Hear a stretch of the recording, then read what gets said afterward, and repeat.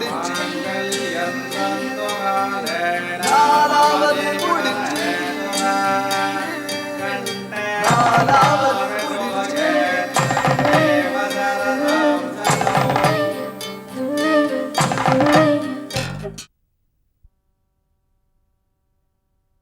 எங்க அம்மா உடம்பு சரியில்லாம இருக்கும்போது நீ என்கிட்ட போன்ல பேசல. நான் உன்னை கூப்பிட்டேன், நீ வரமாட்டேன்னு சொல்லிட்ட. இல்ல சத்தியமா சொல்றேங்க, நான் பேசவே இல்லாத போய் சொல்றாங்க. நீ வராதது முதல் தப்பு, பொய் சொல்றது ரெண்டாவது தப்பு. அப்பா நான் உன்கிட்ட தான் பேசினேன், உன் குரல் எனக்கு நல்லா தெரியும். இல்ல நீதான் பேசுனடி.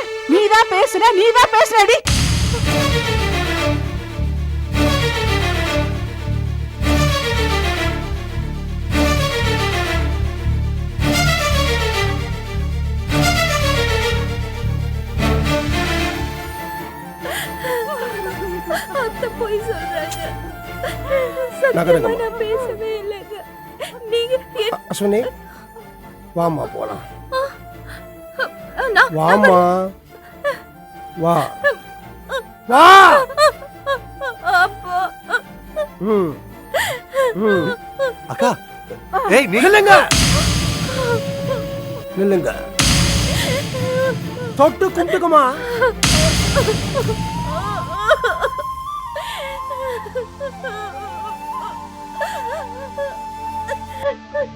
வரேன் மாப்பிள்ள, நாளைக்கு காலையில வரேன்.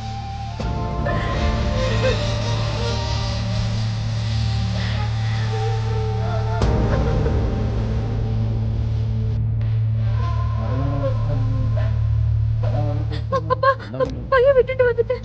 அம்மா இது ஓடுமா, இந்த வீட்டுல தான் இருக்க போற. பையன் விட்டாங்க வா.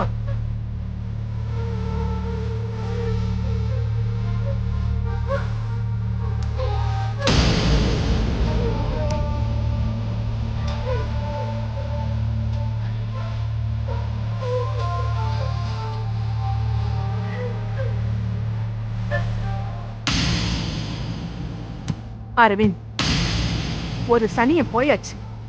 எதுக்கும் நீ கவலைப்படாத, நான் இருக்கேன். இன்னொரு சனியனுக்கு தகவலே அனுப்பல, அது வராது. அதனால நான் சொல்றேன், பாட்டிக்கு நீயே கொடி போடு. அது எப்படிமா? பாட்டி பெத்த புள்ள உயிரோட இருக்கும்போது நான் எப்படி? அந்த குடிகார எந்த குப்பை தொட்டியில விழுந்து கிடக்குறானோ. பார்த்து வா, மெதுவா.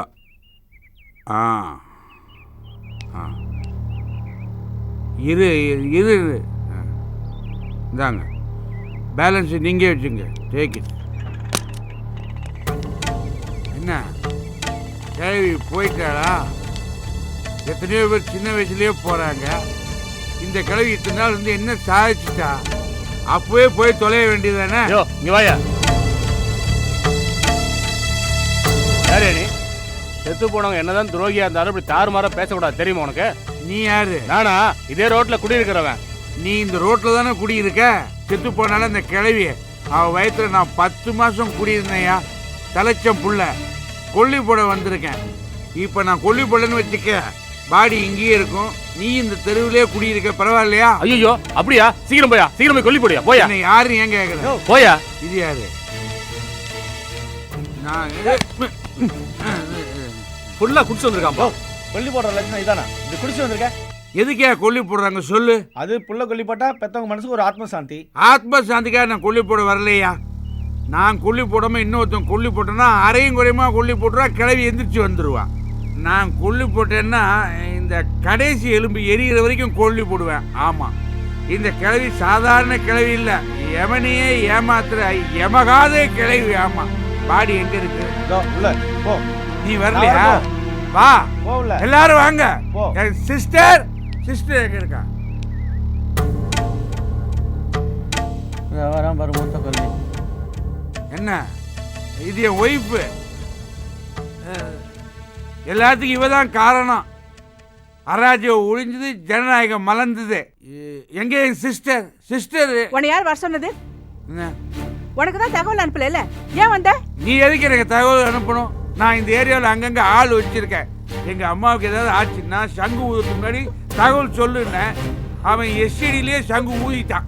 தூக்கு அண்ணே தூக்கு வேணாண்ணே தூக்கு. வேணாண்ணே ஆ, மாமா சீக்கிரம். சீக்கிரம் மாமா இதெல்லாம் வாங்க ஆ, வாங்க எதுக்கு இங்க இந்த தூக்கு?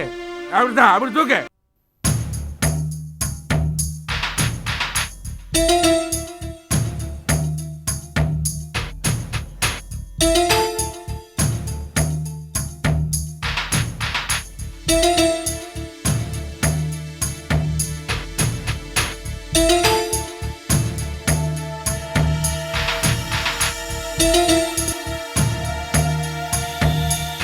அரவிந்த், மனசை போட்டு குழப்பிக்காத.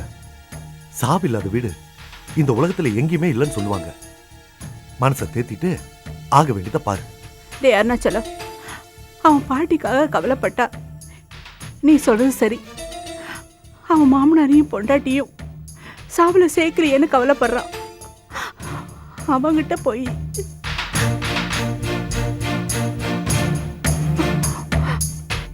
என்னக்கா பேசுற? அரவிந்த பெத்து இந்த அளவுக்கு வளர்த்த உனக்கே அவன் மனசு புரியல. அவன் என்ன பொண்டாட்டி பேச்சை கேட்டுட்டு அம்மாவை ஓரம் கட்டிட்டு பொண்டாட்டி பின்னாடியே ஓடுறானுங்கள ஓடுகாலி பசங்க, அந்த லிஸ்ட்ல போய் சேர்த்திருக்க?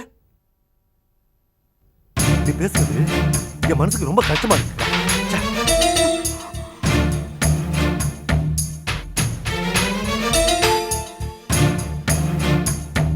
ஏக்கா, சாவுக்கு வந்த அஸ்வினிய உன்னால தாண்டி எங்க அம்மா செத்து போயிட்டான்னு விரட்டி விட்டியே, அந்த நேரத்துலயும் உன் புள்ள சும்மா தானே இருந்தான். அதுக்கு என்ன அர்த்தம்? நல்லது கெட்டதெல்லாம் யோசிக்க ஆரம்பிச்சிட்டான்னு அர்த்தம். உனக்கு புரியல? வெளியில இருந்து யாராவது வர்றவங்க நாம பேசுறத கேட்டா என்ன நினைப்பாங்க? என்ன நினைப்பாங்க? பையன் மனச ஆண்டாள் கரைக்கிறான்னு தானே நினைப்பாங்க. நினைக்கட்டும்க்கா. ஏக்கா, அம்மாவுக்கும் பிள்ளைக்கு நடுவுல மத்தவங்க என்ன பெரிய அபிப்பிராயம் சொல்றது? ஏக்கா, அரவிந்த் ஆளாக்குறதுக்கு நீ எவ்வளவு கஷ்டப்பட்டன்னு பக்கத்துல இருந்து பார்த்த எனக்கு தான் தெரியும். மத்தவங்களை பத்தி ஏன் கவலைப்படுற? சொல்றவங்க சொல்லிட்டு போறாங்க. நாங்க தானே ஆசைப்பட்டு அஸ்வினி இவனை கட்டி வச்சோம். அவன் என்ன எனக்கு எதிரியா? நானும் ஒரு அம்மா தானே. எனக்கு ஒரு பொண்ணோட கஷ்டம் புரியாதா? நானும் பொறுத்து தானே போனா போட்டுன்னு விட்டேன். பிள்ளைய பிரிஞ்ச வைத்தறிச்சல்ல நானும் 1-2 வார்த்தை கடுமையா பேசிருக்கலாம் இல்லைங்கள. அதுக்காக பிறந்த வீட்டுக்கு பொட்டியை தூக்குறவ ஒரு குடும்பத்துல எப்படி நினைச்சு நிப்பா? அதுக்காக அவளை ஒரே அடியை வட்டிட முடியுமா என்ன? ஏக்கா, எனக்கு தெரிஞ்ச வரைக்கும் அஸ்வினி ரொம்ப நல்ல பொண்ணு. என்ன எடுப்பார் கைப்பிள்ள மாதிரி எடு தெரிஞ்சு பேசிட்டா, அவ்வளவுதான். ஆனா இதுக்கெல்லாம் யார் தெரியுமா காரணம்? அவங்க அப்பா வாசுதேவன். நீ என்னடா முட்டாள்தனமா பேசுற? இவன் துபாய்க்கு போகும்போது அஸ்வினியை பாத்துக்கோன்னு என்கிட்ட சொல்லவே இல்லை. ஏன்னா நாங்க நல்லா பாத்துக்கோன்னு இவனுக்கு தெரியும். ஆனா இவன் அஸ்வினி கிட்ட அம்மாவையும் பாட்டியும் பாத்துக்கோன்னு சொல்லிட்டு போனான். சொன்னானா இல்லையா கேளு? புருஷன் பேச்ச மதிக்கிறவளா இருந்தா இந்த வீட்டுல என்ன நடந்தாலும் இங்கேயே இருந்து எங்களை அனுசரிச்சு போயிருப்பான். இந்த ஆபத்துக்கு உதவாம இப்படி அப்பா வீட்டுல போய் உட்கார்ந்துருக்க மாட்டான். என்னையும் பாட்டியையும் பாத்துக்கோன்னு படிச்சு சொல்லிட்டு போன புருஷன் அந்தாண்ட போனதும் இவன் அப்பா வீட்டுக்கு மூட்டையை கட்டிட்டா. அதுக்கு என்ன அர்த்தம்? புருஷன் வார்த்தைக்கு மரியாதை இல்லைன்னு தானே அர்த்தம். புகுந்த விட பிடிக்கலன்னு தானே அர்த்தம். அது ஏன் இவனுக்கு புரிய மாட்டேங்குது? புரியுதுமா. எனக்கு ஒரு தடவை சொன்னாலே போதும். என் பேச்சை மீறி அவ அந்த வீட்டுக்கு போனது தப்பு. பாட்டிய சாக விட்டது அதை விட பெரிய தப்பு. அவ செஞ்ச தப்புக்கெல்லாம் நானே அவளுக்கு தண்டனை கொடுக்கறமா. நீ கவலைப்படாம இருமா. மக பேச்சை எடுத்துக்கிட்டு வாசுதேவன் நிச்சயம் இங்க வருவாரு. வாசல்ல நிக்க வச்சு அவரை நாக்க பிடிக்கிற மாதிரி 4 கேள்வி கேட்கிறமா. போதுமா? அதுக்காக ஆளாளுக்கு ஒண்ணு பேசி இதை டார்ச்சர் பண்ணாதீங்க.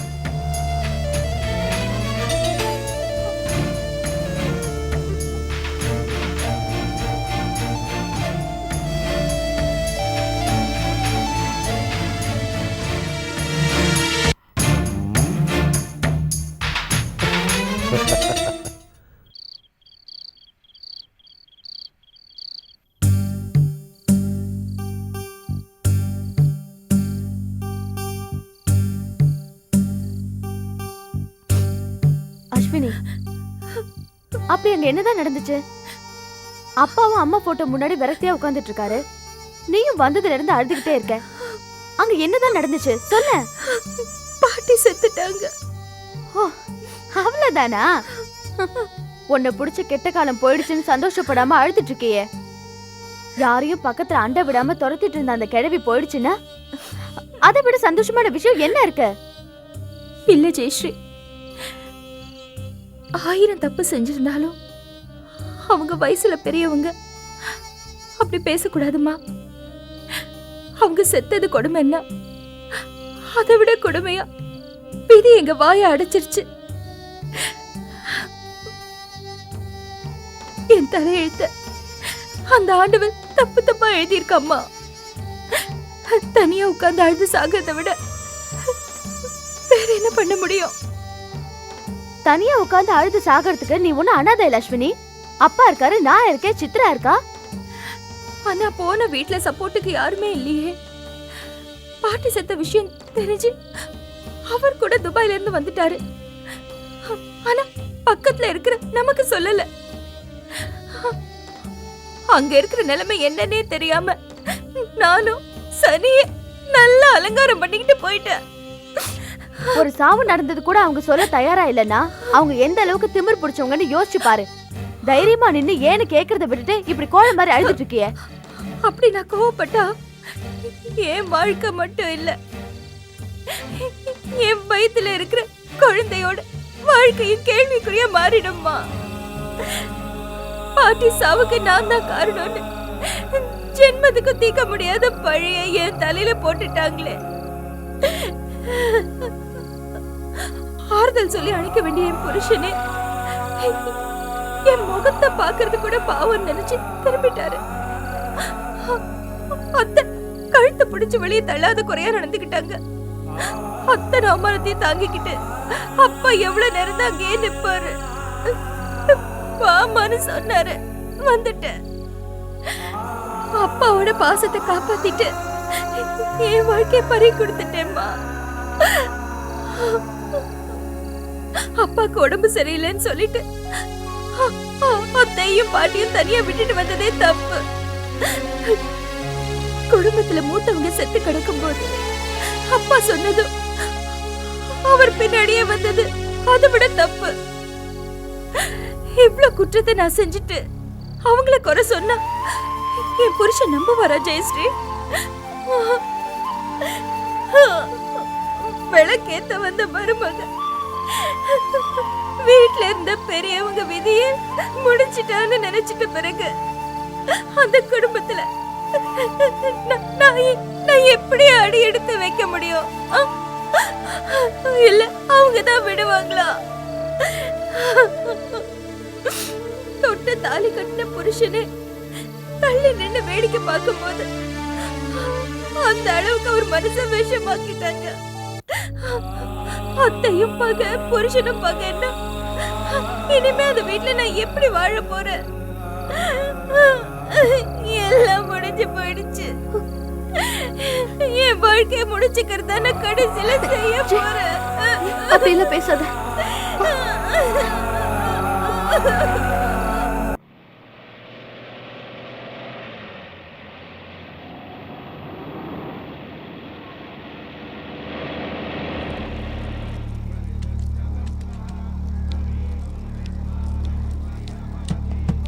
என்ன அஸ்வினி, இங்க வா. உன்னையும் வீட்டை விட்டு விரட்டி அடிச்சிட்டாங்களா? இது ரொம்ப அராஜகமான குடும்பம். வழி வழியா இப்படித்தான் வந்துகிட்டு இருக்கு. நேற்றுக்கு அம்மாவுக்கு கொல்லி போட்டதுன்னா இன்னைக்கு காட்டில் அம்மாவுக்கு காரியம் பண்றது என் தம்பி. என்னையும் ஓரம் கட்டிட்டாங்க. இந்த மாதிரி காரியம் பண்ணும்போது கூட பொஞ்சாதி இருக்கணும். சும்மாரு, அதுக்காகத்தான் இவளை கூப்பிட்டு வந்திருக்கேன். இவ கொஞ்சம் பைத்தியம். எப்படி பைத்தியமானா, அந்த கிழவி இருக்காள எங்க அம்மா இவளை படாத பாடுபடுத்தி பைத்தியமாக்கிட்டான். பொண்ணை கொடுமைப்படுத்தினால அதே மாதிரிதான் இவளையும் கொடுமைப்படுத்தினான். ஆமா, இவங்களை விடக்கூடாது. இவங்க யாரையும் சும்மா விடக்கூடாது. நீ உள்ள போய் நியாயம் கேள. கிடைக்கல 16 நாள் கழிச்சு நானும் உன் கூட கூட்டணி சேர்ந்து போராடுவோம், வெற்றி பெறுவோம். நீ உள்ள போ. மந்திரத்தை சத்தம் போட்டு சொல்லுங்க. இப்படி நிறைய போட்டு சொல்லுங்க மந்திரத்தை.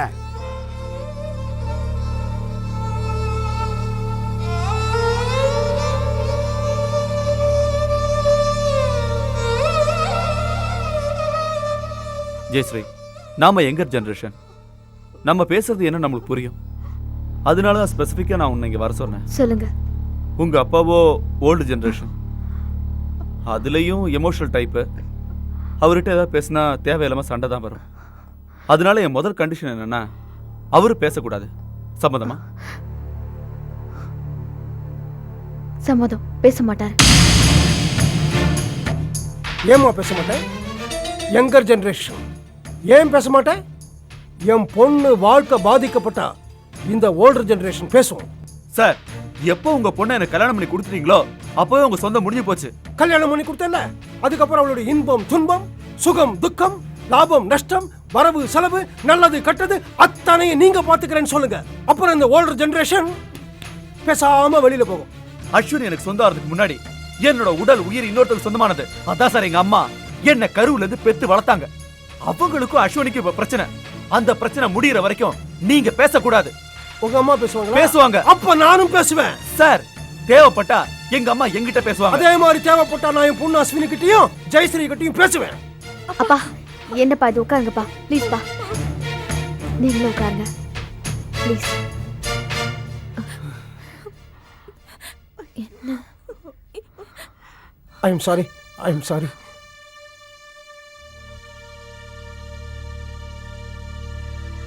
பாட்டிக்கு உடம்பு சரியில்லாம இருக்கும்போது அம்மா அஸ்வினிக்கு 3 தடவை ஃபோன் பண்ணிருக்காங்க. ஆனா அஸ்வினி உதாசீனப்படுத்திட்டு போனை கீழே வச்சிருக்காங்க. எங்க அம்மா தனியா எவ்வளவு கஷ்டப்பட்டு இருப்பாங்க. இப்ப பாட்டி இறந்து போயிட்டாங்க. இதுக்கு நான் அஸ்வினிக்கு என்ன தண்டனை தரலாம் சொல்லு. மாமா, அதான் போனே வரலன்னு அஸ்வினி சொல்றாளே, அப்ப அவ பொய் சொல்றாளா? அப்போ போன் பண்ண எங்க அம்மா சொல்றாங்களே, அவங்க பொய் சொல்றாங்களா? எனக்கு அஸ்வினியத்தான் தெரியும், அவ பொய் சொல்ல மாட்டான்னு சொல்லேன் ஜெயஸ்ரீ. எனக்கும் எங்க அம்மாவை தான் தெரியும், அவங்களும் பொய் சொல்ல மாட்டாங்கன்னு சொல்லேன் ஜெயஸ்ரீ. உங்களுக்கு உங்க அம்மாவை மட்டும்தான் தெரியும்னா அஸ்வினியோட குடும்பம் நடத்துனதுக்கு, கூட படுத்ததுக்கு, பயத்துல பிள்ளைய கொடுத்ததுக்கு அப்படின்னு கேளேன் ஜெயஸ்ரீ. மாமா, நான் ஜெயஸ்ரீ கிட்ட பேசிக்கிட்டு இருக்கேன். அதுவும் உங்க பர்மிஷனை வாங்கிக்கிட்டு. நீங்க சொல்லிருக்கிறீங்க என் பொண்ணு கிட்ட பேசலாம். அப்பா ப்ளீஸ் பா, உட்காருங்கப்பா. உட்காருங்க. மாமா தப்பா எடுத்துக்காதீங்க, உட்காருங்க. அப்பாவை கொஞ்சம் கண்ட்ரோல் பண்ண. அப்பா,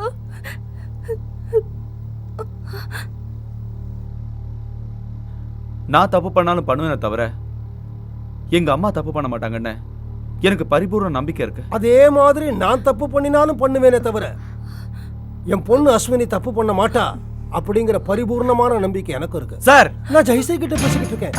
நான் உங்ககிட்ட பேசிட்டு இருக்கேன்மா. பொண்ணை 100% நம்புற நீங்க சம்பந்தி அம்மாவை அட்லீஸ்ட் 10% நம்புங்க சார். அதே மாதிரி அம்மாவை 100% நம்பினா உங்க பொண்டாட்டி அட்லீஸ்ட் 7%ஆவது நம்புங்க சார். சார், மாப்பிள்ளைன்னு கொஞ்சமாவது மரியாதை கொடுங்க. அதே மாதிரி பொண்டாட்டி மேல கொஞ்சமாவது நம்பிக்கை வேணும். அது எனக்கு தெரியும் சார். பொண்ணு மேல பாசம் இருக்கலாம், ஆனா அது அசட்டுத்தனமான பாசமா இருக்க கூடாது. அதே மாதிரி அம்மா மேல பாசம் இருக்கலாம், அது முட்டாள்தனமான பாசமா இருக்க கூடாது. அப்பா, மாமா ப்ளீஸ், மாமா ப்ளீஸ் உட்காருங்க, உட்காருங்க மாமா.